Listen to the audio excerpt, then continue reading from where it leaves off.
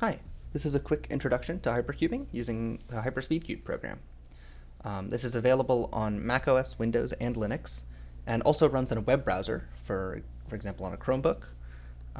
If you have a mobile phone and that's the only device you have, there's currently no iOS app for hypercubing. There is an MC4D Android port, which I would not recommend, but if that's your only option, it will work. So Hyperspeedcube is the way to go if you can. When you first open the program, you'll see this welcome screen. It has a link to our community website and the Discord server, which you should certainly join if you're interested. It has links to a couple of videos. I recommend only looking at these after you've tried to solve the puzzle on your own. If you want a hint, you can try the first video. If you want a tutorial, especially if you've solved it once and want to learn a better method, then the second video may be useful. So you can uncheck Show Welcome Screen at startup, so you don't have to see this again. And here is a 4-dimensional Rubik's Cube. Now, if you've never seen this before, this is probably pretty intimidating. So let's start with 3D and use dimensional analogy. So go to Puzzle, Rubik's 3D, and here is a 3D Rubik's Cube. You can left and right click on the faces to do turns. Let's go to Settings, View, Presets, Unfolded Front. And now, this looks rather similar to the 4D view, right? We have this square in the center here, the front face, and we have the right, left, up, and down faces surrounding it. A cube has 6 sides, though, so if we click and drag, there's our blue face. It was hiding.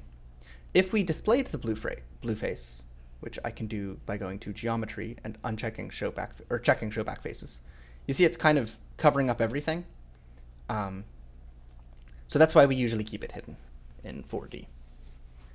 So if you know much about 3D puzzles, you'll know that these 2 stickers are both part of the same edge piece, and these 3 stickers are part of the same corner piece, so they'll never separate. And the centers have only one color. So let's take all that knowledge to the 4D Rubik's Cube. So here we have 7 faces visible.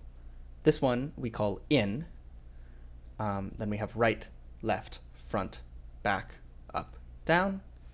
And if I control click on one of these side faces, you'll see the pink face, which we call out. Because if we displayed it, it would be covering up everything. So to do twists, you can left or right click on any of these stickers. You'll notice when I hover over a sticker, it highlights other stickers part of the same piece. I recommend only clicking on the 2 color pieces, what we call ridges. Anything that you can do by clicking on other pieces, you could do by just clicking on ridges instead. And they're simpler to work with. When starting out, you might be tempted to look at a 2 to the 4 instead of 3 to the 4. This puzzle might look simpler, but it's actually much harder to get a grasp on, partly because the controls depend on which exact face of the sticker you click on, and also because it's much easier to lose where you're going. Because half of the puzzle turns at once, it's very disorienting. It was a long time before I solved 2 to the 4 compared to 3 to the 4. So start with 3 to the 4. Once you've solved this, you can try 2 to the 4. So the first thing to do is get used to how turns work, and one great way to do that is by going to Scramble, Scramble 1. And this will do a 1-move scramble. Sometimes it's a slice move, like this, but usually it'll be something reasonable, like this. The first thing to do when solving this is figure out which face needs to be turned. So I can tell that this one, the outside face, is the one that's twisted. So I'll control click a couple of times to put that in the middle, and then click on the outside face to solve it. Don't worry about solving it in 1 click. It's always possible. For example, here, it would be this click right here. But as long as you can solve it using these ridge turns, you should be good to go. Let's try another 1-move scramble. Like that. If you do get a slice twist, if you want to solve this using single clicks, you can, just by holding down the number 2 on your keyboard and then clicking. And that will affect the second layer. So, and you can hold like 1 and 2 at the same time and click to do 2 layers at once. So once you're able to solve 1-move scrambles, relatively easily.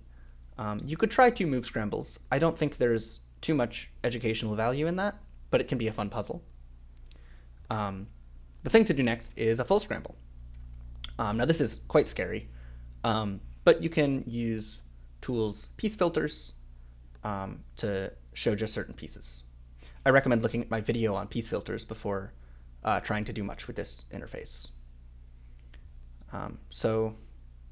I think that is all you should need to get started with hypercubing. Certainly you should know how to solve a 3D Rubik's Cube first.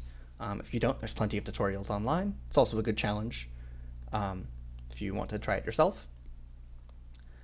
Yeah, and so once you feel you're ready, try to solve this. And of course, we're happy to help on the Hypercubing Discord, although certainly try it on your own first. Happy hypercubing.